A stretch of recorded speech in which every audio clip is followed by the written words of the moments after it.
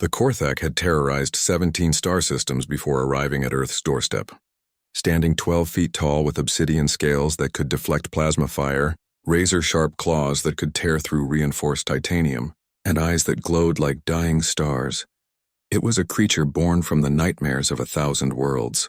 The Galactic Federation had branded it the Beast King, a title earned through the systematic destruction of their most fortified outposts. Admiral Zephyr of the Centauri Defense Corps watched the creature pace in its containment cell, through reinforced transparent aluminum. Even in captivity, the Korthak radiated an aura of barely contained violence. Its massive frame moved with predatory grace, testing every corner of its prison with methodical precision. 3 months, Zephyr muttered to his aide, Commander Vex. 3 months of interrogation, torture, negotiation, and threats. Nothing breaks this thing. The Korthak had single-handedly dismantled their siege of Proxima Station, killed 47 of their best soldiers with its bare hands, and had only been captured through the sacrifice of an entire battalion and enough tranquilizer to kill a small moon. Even now, sedated and contained, it remained defiant. Its species had no concept of surrender, only dominance or death. "Sir," Commander Vex said hesitantly, "the human delegation has arrived." Zephyr's mandibles clicked in annoyance. Humans, the newest members of the Federation, barely 50 years since first contact. Their primitive chemical rockets had barely escaped their own gravity well when the Altarians discovered them. Yet somehow their representative had convinced the High Council to let them attempt what the greatest minds in the galaxy had failed to achieve. "Send them in," Zephyr sighed.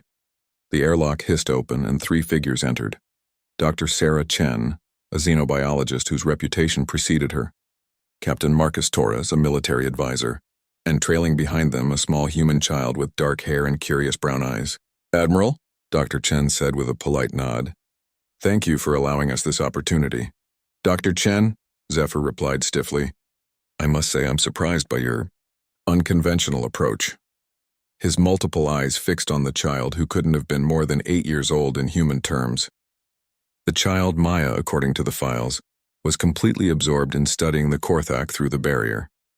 While seasoned warriors had trembled before the Beast King's gaze, this tiny human pressed her face against the transparent wall with fascination rather than fear. "Our preliminary research suggests that the Korthak species might have evolved from pack hunters," Dr. Chen explained. "If our theory is correct, they may respond to certain behavioral cues that transcend language barriers." Captain Torres remained silent, his hand resting casually on his sidearm. Zephyr had read the human's military record, impressive for such a young species, though their weapons seemed laughably primitive compared to Federation standard.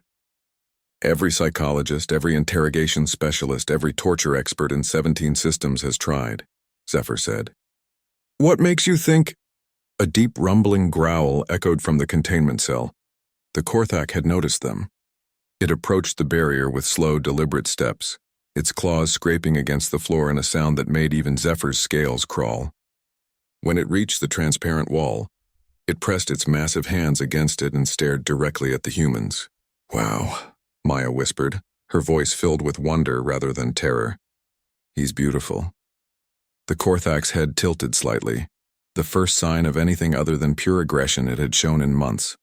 Maya stepped closer to the barrier, ignoring the sharp intake of breath from Captain Torres. The Beast King and the human child stared at each other through the transparent aluminum, predator and prey separated by mere inches. "Hello," Maya said softly. "Are you sad?" The Korthak's glowing eyes narrowed, but it didn't move away. "You look like my dog, Shadow," Maya continued conversationally. "He's big and scary too, but he's really just lonely. Shadow doesn't like when people shout at him. It makes him more scared." She pressed her small palm against the barrier. "Are you scared too?"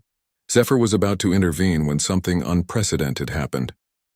The Korthak's aggressive posture began to relax. Its shoulders dropped slightly, and the constant low growl that had emanated from its throat for 3 months gradually faded to silence. "Maya," Dr. Chen said gently, "try the command we practiced." The child nodded seriously. She looked up at the massive creature towering over her and, in the same tone she might use with a beloved pet, said firmly, "Sit." For a heartbeat, nothing happened. Then slowly, impossibly, The unstoppable Beast King that had laid waste to 17 star systems lowered itself to the floor of its cell. The silence in the observation room was deafening. "How?" Commander Vex whispered. Dr. Chen was already taking notes, her excitement barely contained. Pack hierarchy. The Korthak species likely evolved in family groups with complex social structures. When everything else is stripped away, language, culture, technology, some behaviors remain universal. But why her? Zephyr demanded. Why did it respond to a human child? Captain Torres spoke for the first time, his voice thoughtful. Because she wasn't trying to dominate it.